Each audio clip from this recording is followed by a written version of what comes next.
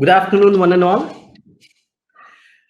This COVID has tied us all for many months now to our own confines. Anything public brings in a lot of respite. Perception of public space is a perfectly timed lecture. I'm Vinod Vijay Kumar, the director of CAAD, Chennai Academy of Architecture and Design. I'm an architect, planner, and also an urban designer with a practice background from Singapore. I'm extremely delighted to invite our guest speaker, architect Helena Szewiola from Poland, to this 53rd lecture of the CAD Public Lecture Series. It gives me a great pleasure to welcome our founder chairman, Professor Dr. V.R. Rajendran. We are honored to have you here with us during this lecture, sir. I welcome our dear CAD students, my learned colleagues at CAD, and members of the Architecture Practice Fraternity for this lecture on perception of public space. I welcome the members of the organizing team, Professor Dushyant, Professor Tamar Yeril, Professor Misbah, Professor Kanagatara, and a special thanks to Architect Yeril Arison for coordinating with Architect Helena on this lecture. Our chairman, Professor Dr. V.R. Rajendran, served as the Vice Chancellor of the university for 2 consecutive terms appointed by the University Grants Commission, Government of India. He is a government-nominated member in many universities and councils in India, such as the Pharmacy Council of India, Indira Gandhi National Open University, and the Periyar University. May I now request our chairman to welcome everybody who are witnessing this lecture, please. Chairman, sir, a few words from you, please. Request you to unmute yourself, sir.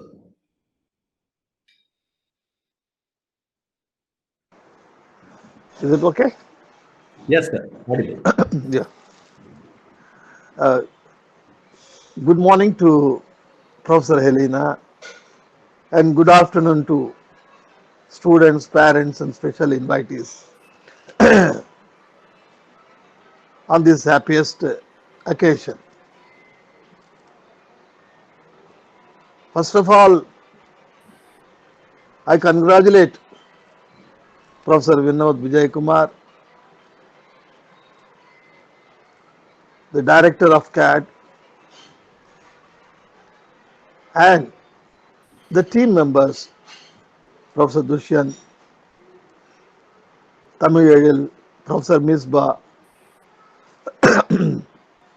Professor Yeril Arison, and all others who are involved in organizing the lecture series of CAD in a grand way.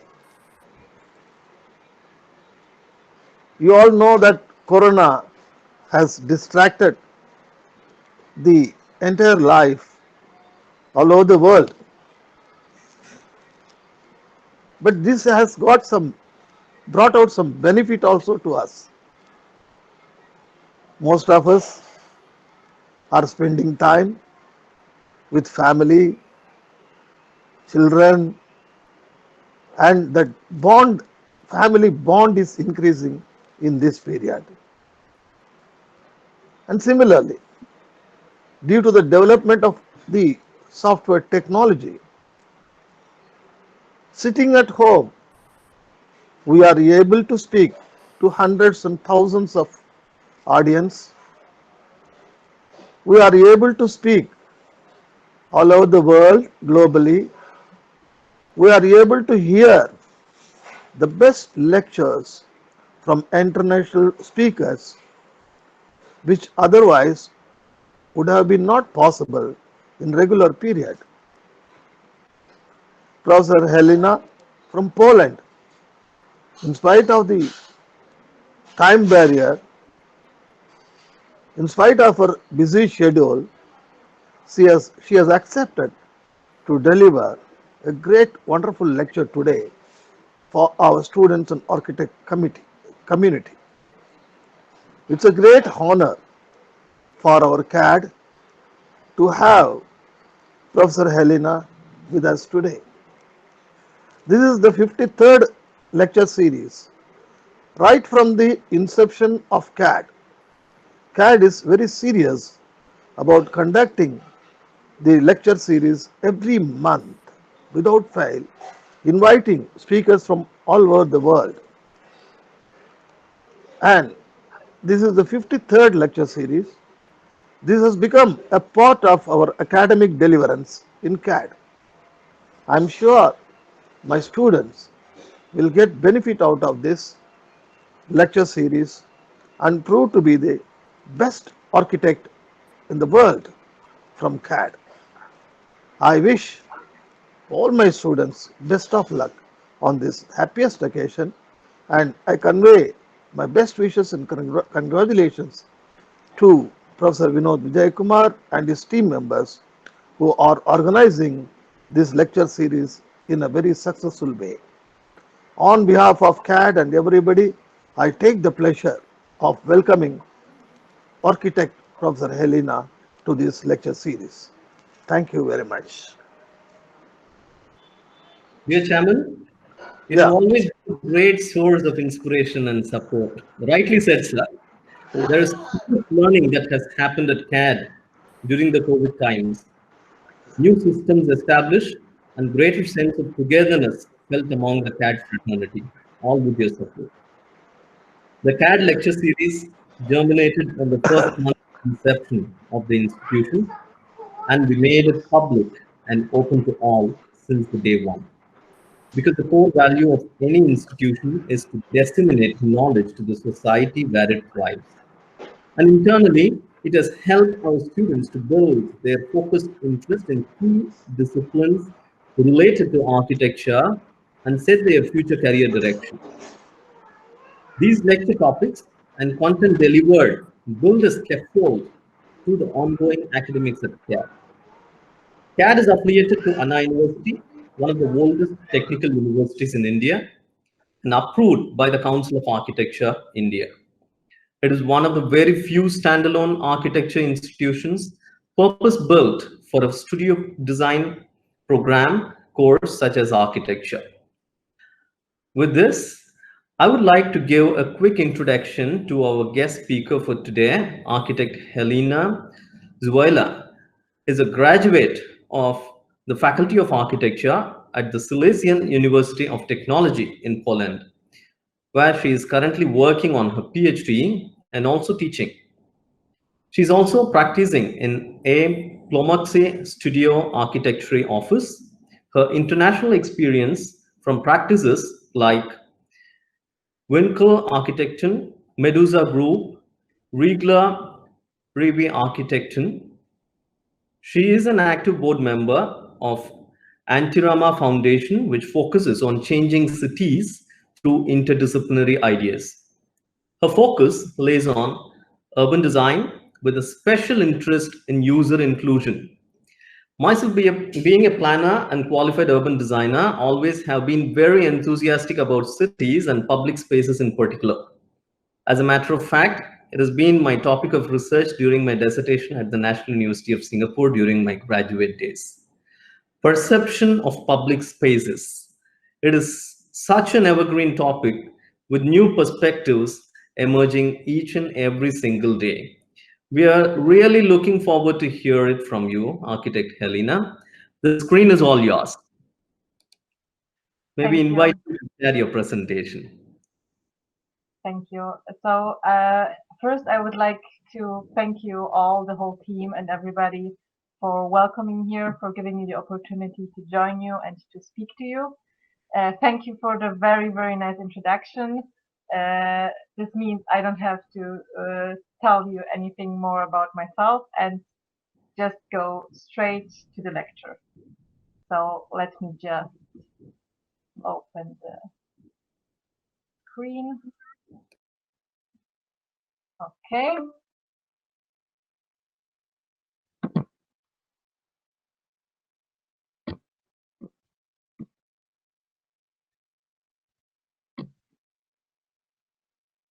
Is it visible? Not yet. Not yet. Okay. Let me try again.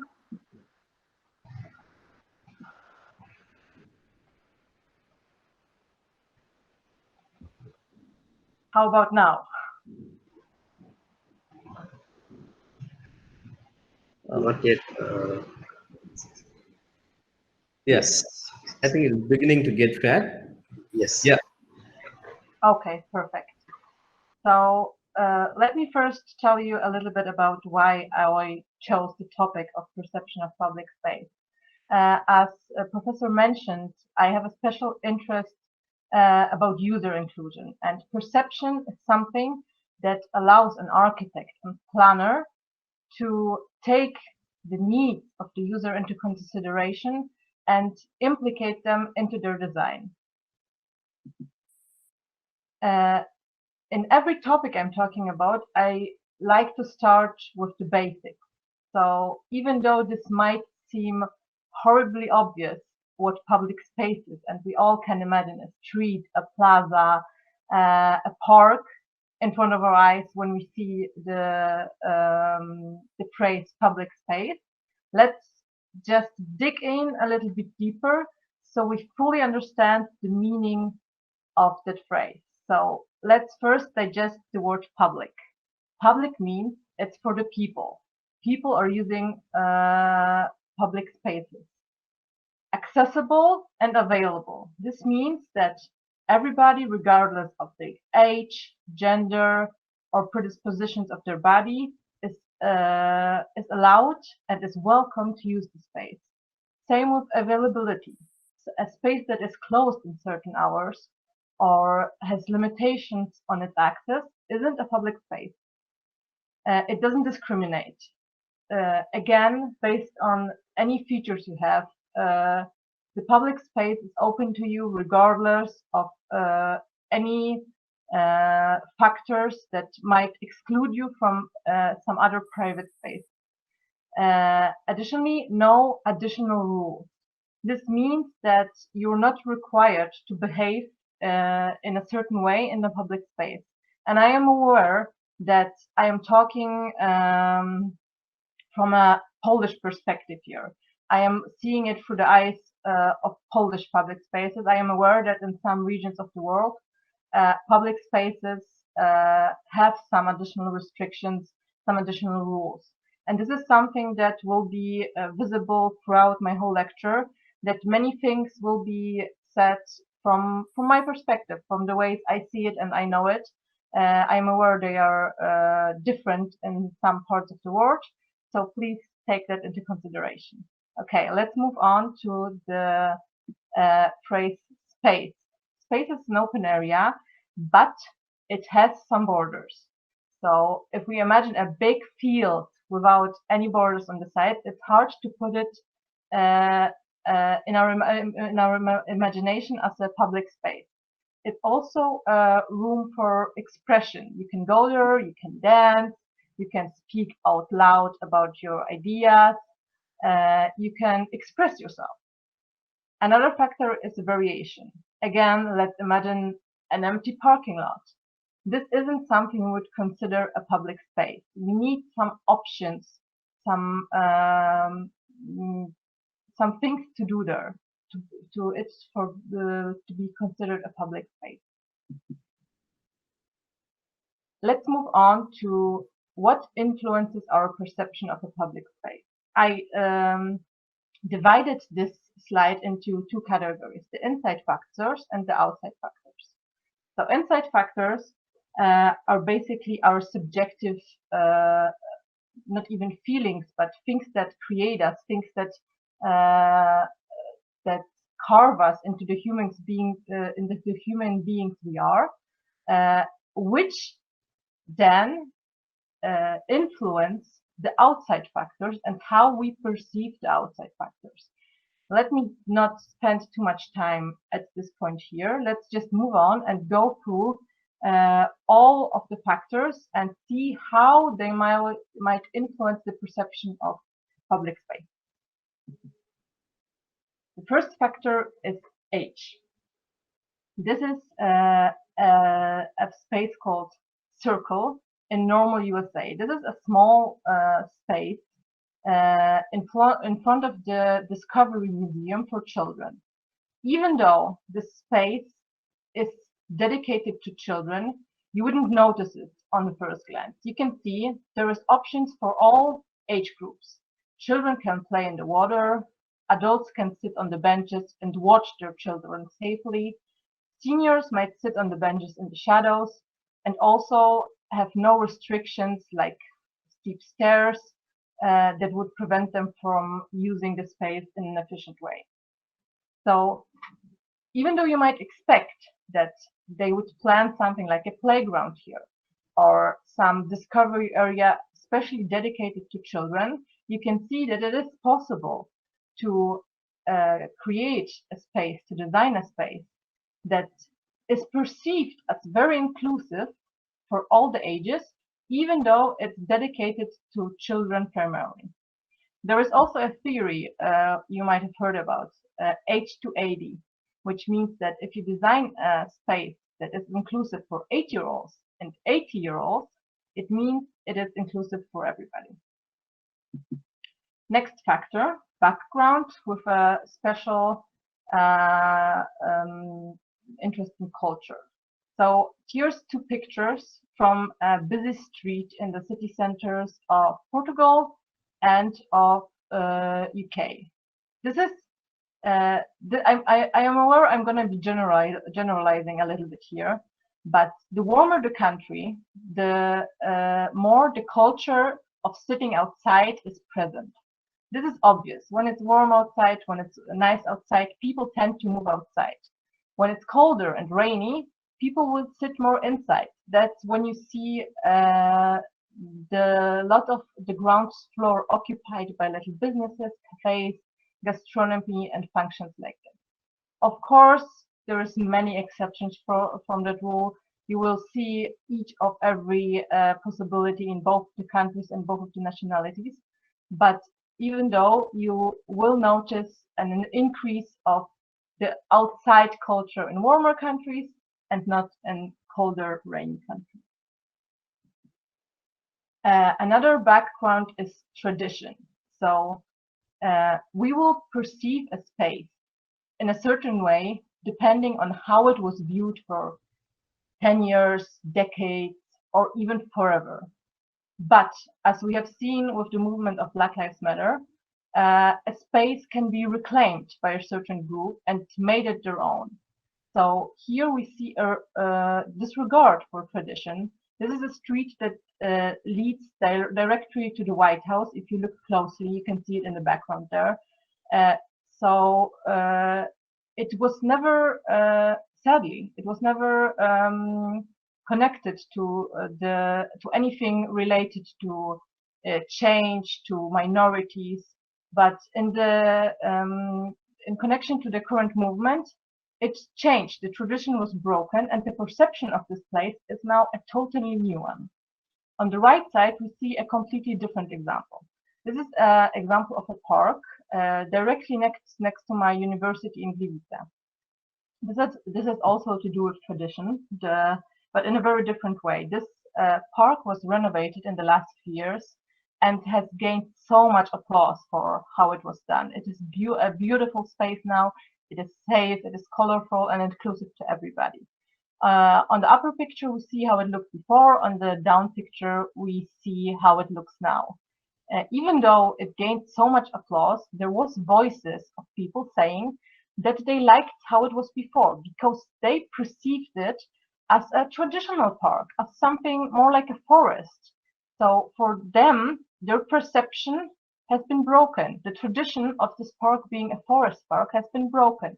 And therefore, they perceive the new park, which is objectively a very good one, as something bad. Another factor is sex or gender. On the left side, we see a park in Canberra. Canberra is a city in Australia, which was declared one of the safest places in whole of Australia. Despite that, when they conducted a survey about safety in the city, almost half of the women declared that they don't feel safe in some regions of the city. This means that by being a woman, by being more prone to be attacked or to not feel safe in such spaces,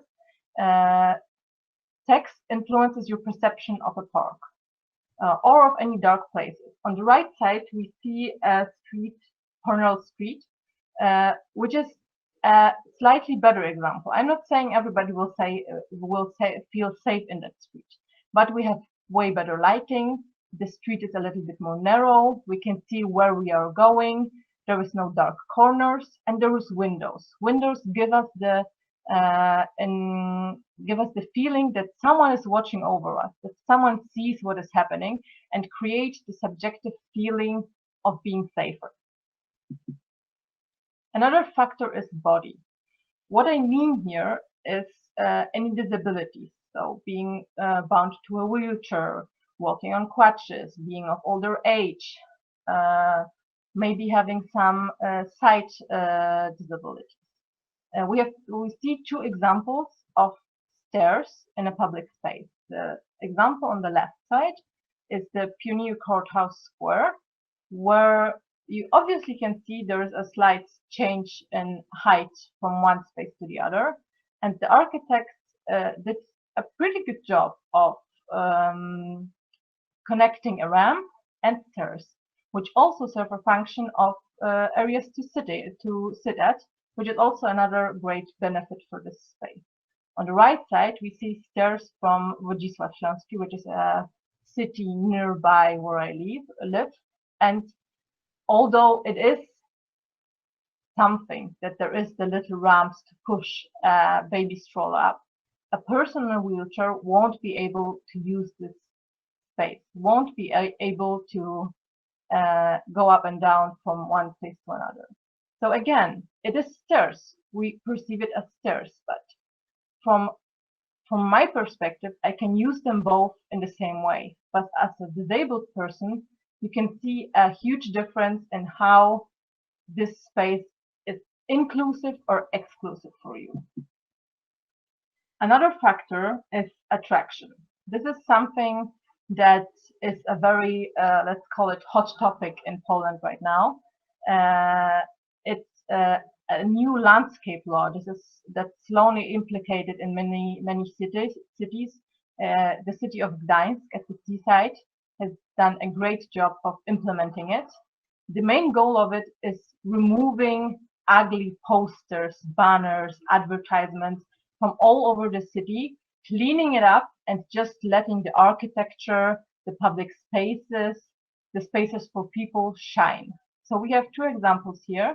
One is from Gdynia, which is also next to Gdańsk, the city I mentioned.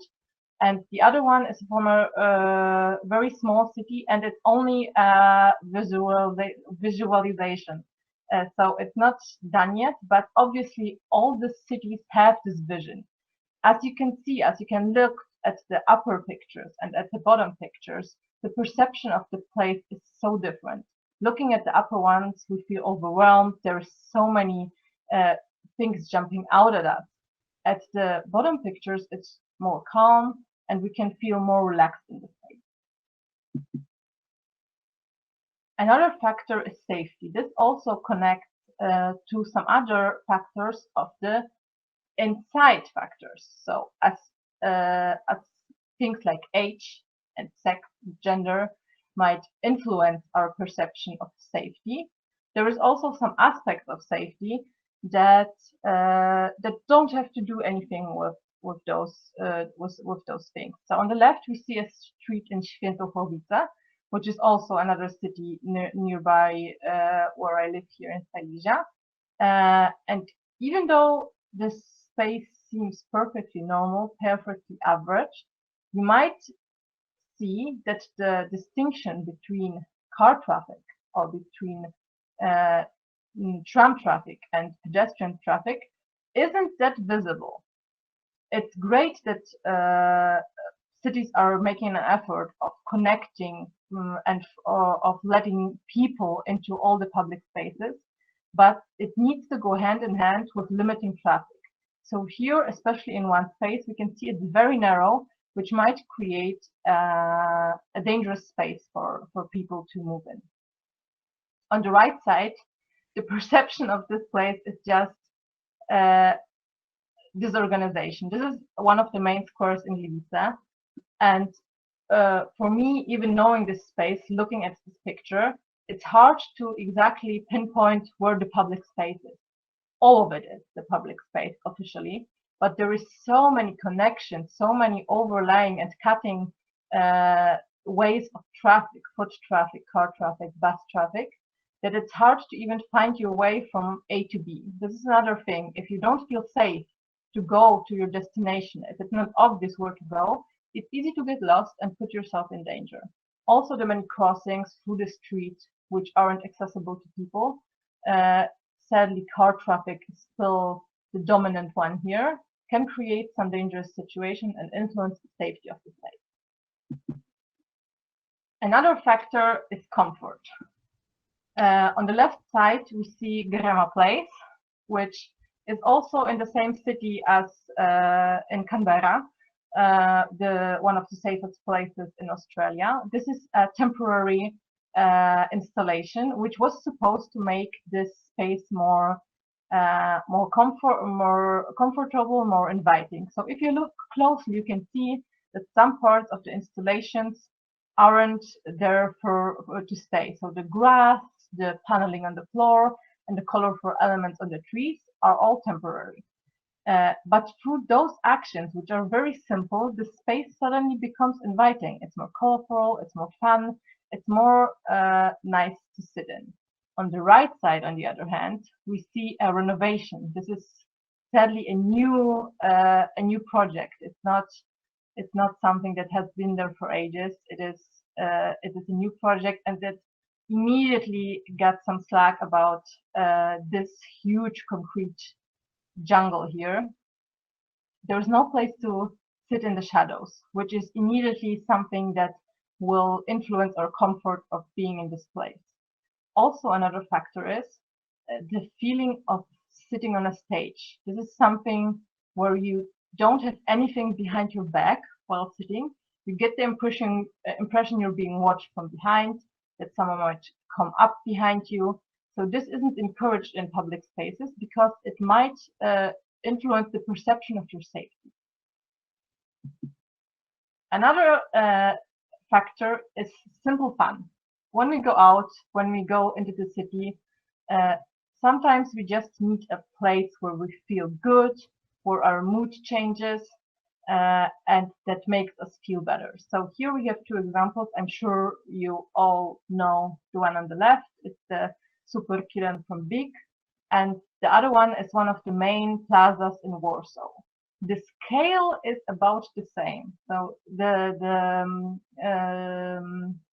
areas I'm showing are roughly the same size, but as you can see, through some greenery and through some texture on the ground, the place completely changes. There is also trees on the right, but they're only on the edges, so this doesn't create an inviting environment.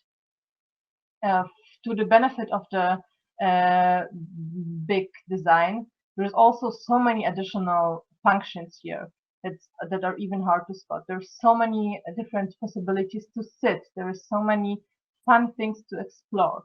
So the perception of that place is immediately pulling us in. It's immediately inviting us to explore and look through all the things it has to offer. Another important thing, which I am always very aware of, is perspective. When we see some architecture competitions or we see some pictures of new designs on the internet, so often they are shown from a bird's perspective, from above. This is somehow tricking us into seeing it from a very different side. This is the same place. It's the main plaza in front of my university. The building on the right you see is our university, my faculty. And as you can see from above, it looks green. It looks very inviting. There's places to sit. And to be fair, it's a very nice space. But when you look from a human perspective, suddenly you notice different things. You notice that some of the walkways are way too broad. We don't need them. Some of the benches are just sitting there in the middle of an area. No one will sit there. I honestly never saw any people sitting there. because again, we get the feeling of being on a stage, of being watched, of someone walking behind us. It is not comfortable for us. So when designing, always be aware of the perspective. You're showing something and you're looking at something, because it's always important to look at spaces from a human perspective, from an eye point of view. Okay, this was really fun for me because the poster that was prepared for my presentation had this picture in the background. This is a project from Krakow, a city in Poland.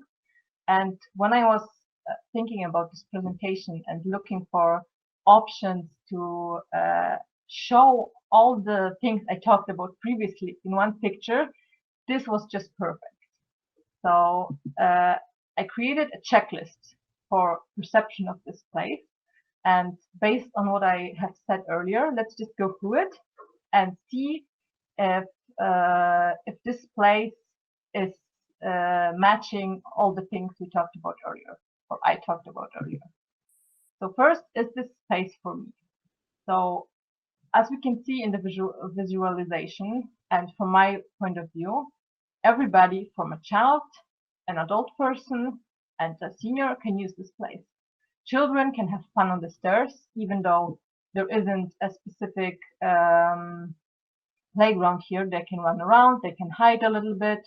It's a friendly space for children. Adults can basically use it as a normal public space, and seniors have the possibility to sit in various places, take a rest, and use an elevator that will allow them to get from the lower to the higher level. Next, do I feel safe here? So here we go back again to the things we talked about earlier. We can see that in this place there is there are some lights, some street lights that will make this space lighter. Also, there's windows on an eye level, which will give us the feeling that someone might be watching over us, so we feel a little bit safer. And you can always see where you're going. There isn't really any dark corners where someone might hide and try to attack you. Does it look appealing? This is very important because obviously we like to spend time in places that look nice. So for me, from my subjective perspective, greenery is always something that that invites me to a place that makes it look nice to me. Also, the change of textures, of the change of design from one place to another makes a place look more interesting, which we can see here in the variation of stairs to sit at and to walk by, from the variations in directions. This makes the space be perceived in a more interesting way. Do I know where to go? Yes, this is also very obvious here. We can see the straight direction up. We know that there's a street leading to the left and to the right on the top. And for people who will use the elevator, it's also very obvious where the entrance is and where to go. Can I sit, rest comfortably here? Again, yes, there is many possibilities of sitting and resting here. There was one in forms of higher stairs, and there is benches in various places of the design project. Is there anything for me to do here? Again, yes. There seems to be a place for a parked food truck in the front, but regardless of that, there's a space to be temporarily organized, which is great because the use of this place of this space might change according to the current needs of the users. You can basically just sit there, which is also a very nice and important thing to do in public spaces. And also in the background, under this little bridge, there is a swing you can use, and which adds another beneficial and very fun factor to this space. And is it accessible to me? So here's the factor of seniors again, of people using wheelchairs, of maybe mothers with strollers, which can't push them up very high stairs. There's an elevator planned in this design, which is great. Sadly, this project has been designed, I think, in 2017, and it was a winner of a competition. It still hasn't been put into reality. There is some consultations with people living there now going on, trying to establish if the ideas of the architects were really fully correct and will really answer to the needs of the people living there. So fingers crossed. Maybe this will soon become reality. And here I would like to take a little break and just again tell you about why this perception matters. This is a great tool you can use in your design process. For me, it always is hard to just come up with a brilliant idea out of my head, have a vision just on the snip of my finger. I always need to go and look and explore the place I'm going to be designing in. And including the users and learning about their needs is a great tool for me. It is great to learn how a place is perceived, what the users need, and a checklist like this might help you very much to move forward in your design process and in the end create a better product for the people who will be using it. On the topic of the mentioned lockdown and COVID-19, I prepared a little bonus presentation at the end, which is about perception of public space after lockdown. So after sitting in our houses for so long, our perception of public space and the basic outside has changed in a great way. I prepared a little summary of some of the changes. So let's just look through them. So a basic change in use. Places we have forever perceived in one way have now to be used in a very different way. The place on the left is actually a marketplace from India where the sellers have adapted perfectly to the new situation. There's divided spaces, which makes it a little bit more safe, which fits the rules of social distancing and still makes it possible for the normal life to go on in some way. On the right side, we see a park.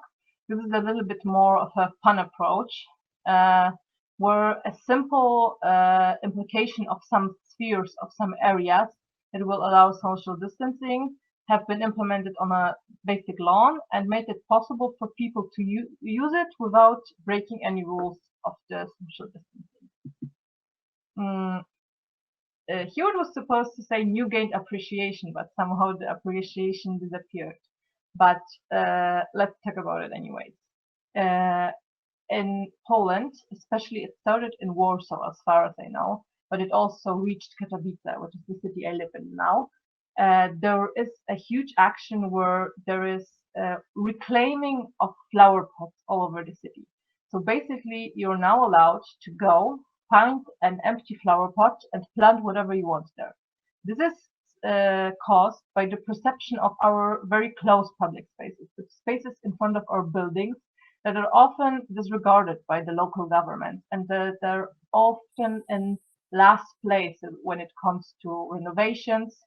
People now started caring about them because for a long time, for the last few months of lockdown, those have been the only spaces they have been allowed to fully use.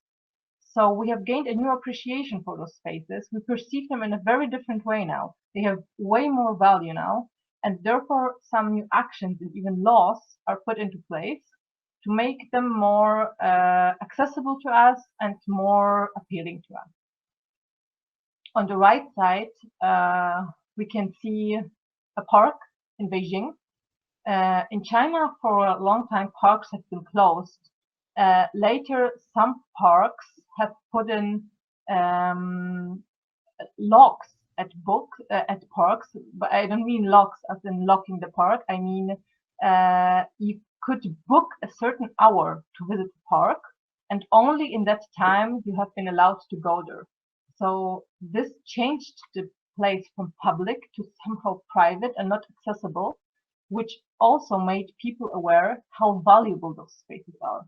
In Poland, we had a similar situation around April, where we weren't allowed to go to forests which are perceived as this open space that is always open to us, have been closed. It wasn't possible to go there. And after they opened it, the appreciation for those spaces was huge. People just poured into the forest and gained a whole new perspective of nature itself.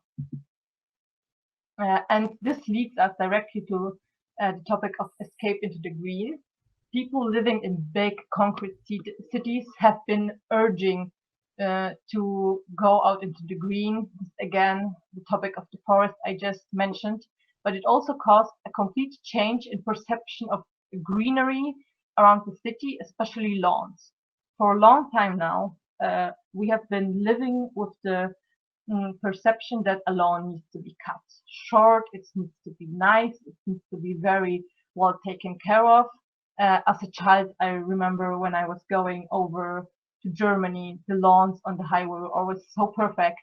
And now suddenly the perception is changing. Now suddenly it's okay to let the flowers grow, let the grass grow, let the nature spread, which, as you can see, creates a much nicer image. It's very it's a very happy thing to look at, and also has a great benefit for overheating of the cities, which is something we struggle with right now. And it's also great for the ecosystem of the city because it allows bees and other insects to live in the city.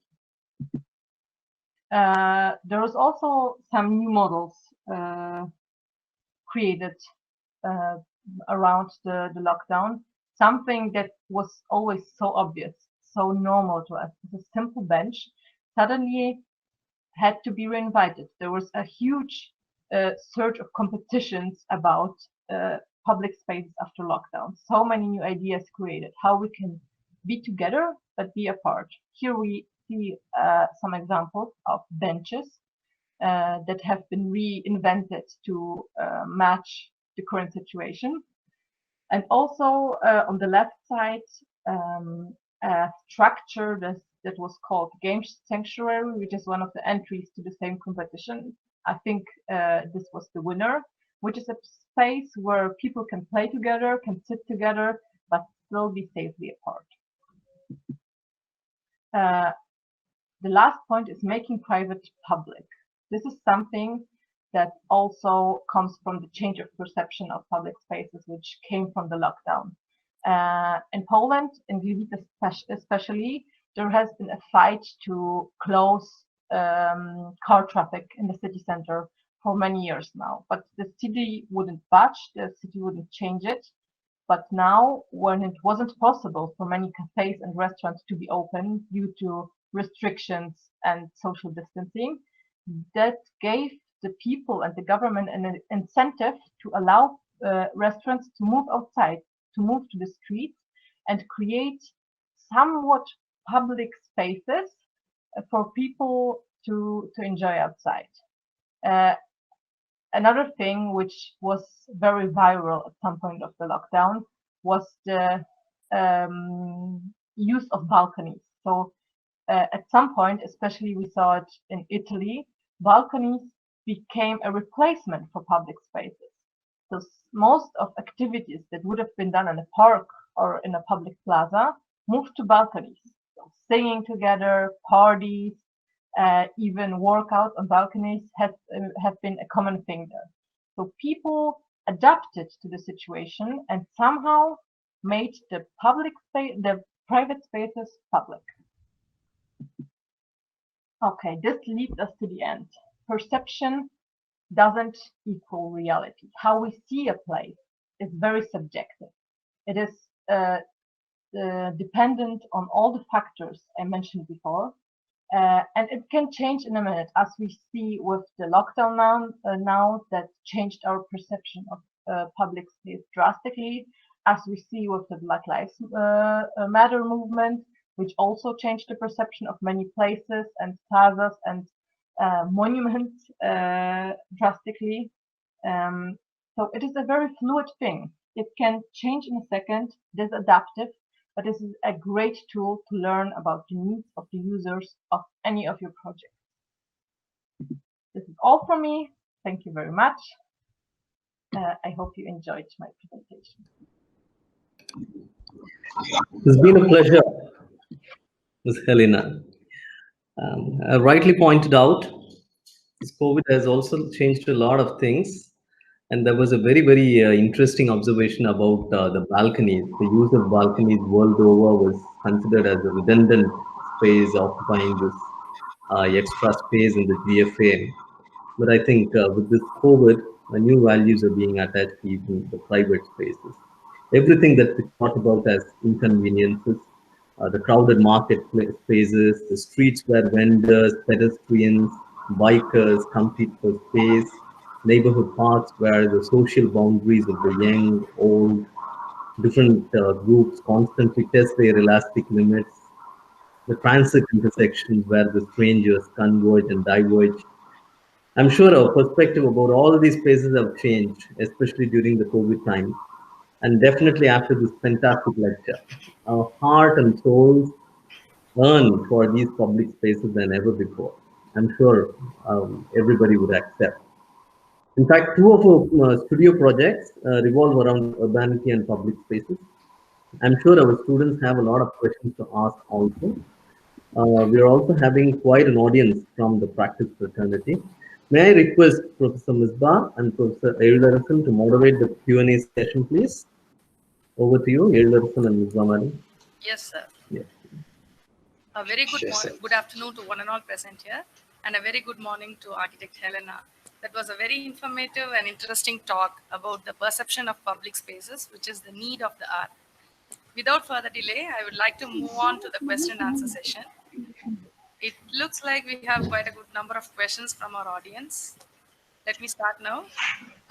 The first question will be, does the urban perception differ with the varying context when the needs of the people remain the same? Yes, yes, I think so.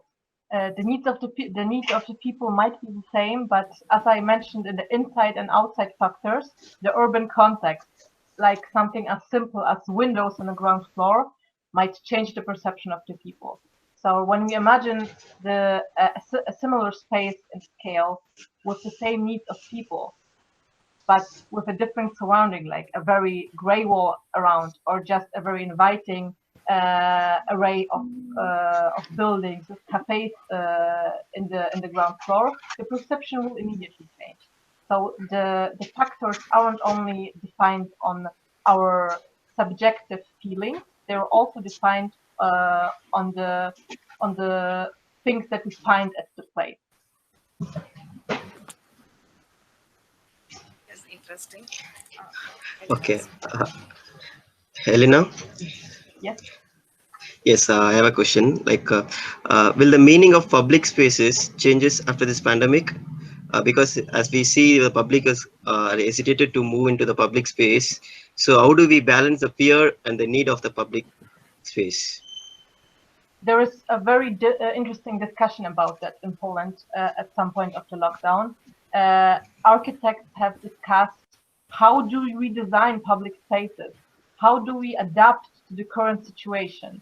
And surely there is some temporary means in which we can change the public spaces for now to adapt to social distancing. But the consensus in the end was that the virus will go away at some point. It might be half a year, it might be a year, it might be 2 years, but at some point the virus will be away and we will somewhat go back to normal. So there isn't this, the consensus was that there isn't a huge need to suddenly redesign everything we knew, suddenly only sit at single tables and don't connect to each other, because this is temporary. It might take a long time, but it is temporary. What is sure, the appreciation for public spaces, especially for nature, so parks and greenery in public spaces, grew immensely. And I think this is something that will stay. And I think this is something that is very good. This is one of the best things, the horrible thing of COVID-19 has brought us in an urban sense. Thank you. Very true. So in this world of technology, where people are always on their phones, living in a virtual world, forgetting to look around, this makes the public space just a space. How do we turn that space into a place that gives a feeling of rootedness and connection? Okay. First, I would refer again to the COVID. in the beginning, I think everybody of us being in lockdown did the same thing. So we just watched Netflix, watched series, spent time on our phones and social media. But at some point, we were sick of it. And this is the point where we put the phone to the side and went outside. So I think maybe this is also something that changed a little bit, that the phones, we aren't as glued to the phones anymore. But even if that's the case still, there is modern projects of connecting technology and urban design or architecture that are merging the two things. There is many things, like a basic one is Pokemon Go, which in a way connects public spaces with technology. You use the phone, you're glued to it, but you still exist in an urban context. So I think technology is adapting, and there is some ideas that make it possible to do both. But as I mentioned in the beginning, I think and I hope that maybe we will put our phones to the side a little bit more and just enjoy what is in front of us. Okay, so there is a question on safety. So how can we enhance the public spaces with social participation, which is more engaging without compromising the safety for the local community? Okay, this is the hard one, because this would have to do with my deep knowledge of safety, but I can only answer from my personal perspective. There is something like neighborhood watches.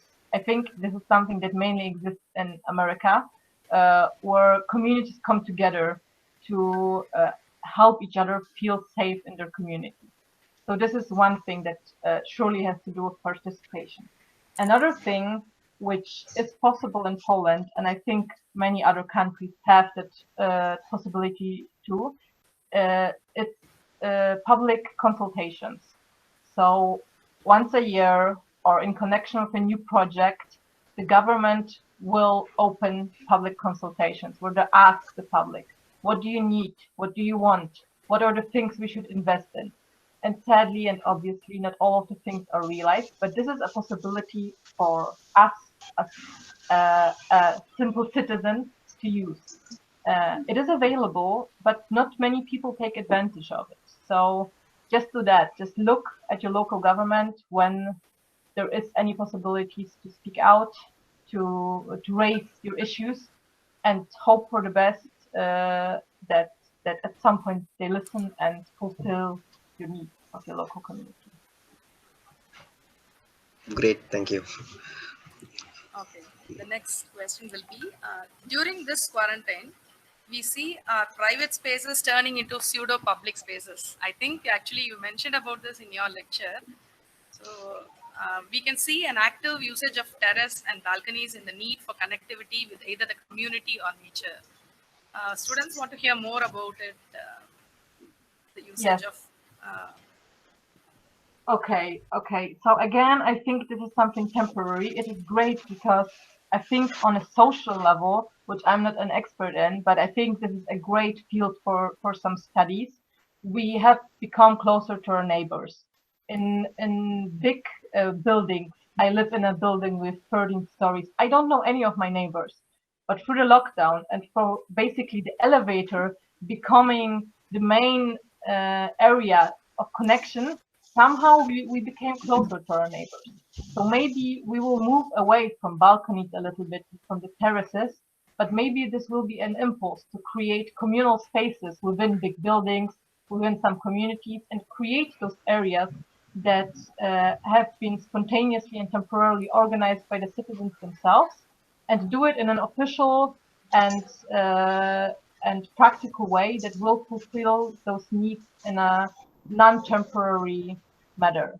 Also, I think another aspect that is interesting to raise is how balconies became a space of expression. We have had some ongoing protests in Poland in connection with different topics, but due to the lockdown and due to the rules of social restriction of social distancing, it wasn't possible to just go outside on the streets with banners and walk and show our anger about a topic. So people started using balconies, hanging out the banners all over the city, and you can still see the expression of an idea in some way from the privacy of your home.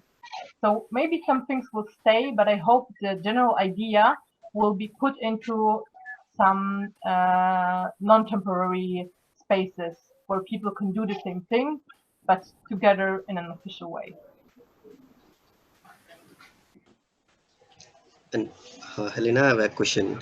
So how far, yeah, how far can adaptive reuse of the spaces be incorporated into the metropolitan nature? Okay, I'm not sure if I understand the question correctly, but if I do, it's how do we adapt or change public spaces in a Spaces. big metropolis? Okay, I think it might be even easier in a big city than in a small city, because in a small city it somehow happens itself, and the spaces are limited. In a big city, this is kind of a given that these places and spaces change. Uh, Sometimes it happens so slowly and so gradually we don't even notice that people take over a space and people not even people adapt to the space. The space adapts to the people due to things people do there. So I think this isn't an issue in big cities, if I understand the question correctly. Thank you. Thank you. And that was an interesting discussion. So, is there anything else you wanted to cover before a wrap up, or if there is anything you would like this audience to take away from this session, what would it be? Just something that I tried to mention throughout all the time. Think about your users. Those are the people you design for. Obviously, it's nice to see your design in a magazine, on some website, but in the end, the perception of the users is what matters, because those are the people that will be living in the space you design. And this goes for urban spaces as well as for architecture, building, and other design. Great. Thank you, Helena. Thank you very much. Thank you, Architect Helena. Rightly said, public spaces can never go away, whatever be the crisis, be it pandemic or anything else of any magnitude. Public spaces definitely make us feel connected with the rest of the humanity. That's a great takeaway message from the lecture, that public spaces have to be inclusive, participatory, safe, and democratic, and think of the users first. Thank you for taking the questions. Really appreciate the deep and very thoughtful responses. It is very true that public spaces may never be the same for one and all, but the experiences for different users can never be the same. Although the values we attach to public space may be varied, it is absolute that the public spaces forms an invisible web that connects all of its users. Thank you, Helena, for this fantastic talk. May I request Professor Misbah to propose the formal vote of thanks? Yes, sir. Distinguished speaker of the day, Architect Helena, our beloved Chairman, Professor Dr. V.R. Rajendran, respected Director, Professor Vinod Vijaykumar, honorable professors, and my dear students. It's my privilege to have been asked to propose a vote of thanks to all who have helped us in making this webinar such a resounding success. I, Professor Misbah, on behalf of CAAD, Chennai Academy of Architecture and Design, extend my hearty thanks to our guest speaker of the day, Architect Helena from Poland, for contributing her valuable time with us, presenting on the topic Perception of Public Spaces. Thank you, ma'am, for inspiring the young minds of CAAD. I would like to express my profound gratitude to our chairman, sir, for his presence in this seminar. I take this opportunity to place on record my hearty thanks to our director, Professor Vinod Vijaykumar, for his constant support. I also extend my thanks to our technical team, Professor Dushyant and Professor Tamalelil, for making this webinar possible. Finally, I would like to thank the entire CAT team and wonderful students who turned up in great numbers. Thank you all, and we'll see you in the next lecture series. Take care and have a great day. Thank you all so much for inviting me. Pleasure has been ours. The pleasure is Thank you ours. for everybody who listened, for all the help I got to prepare for this lecture, all the endless questions as I had to answer. So thank you very much.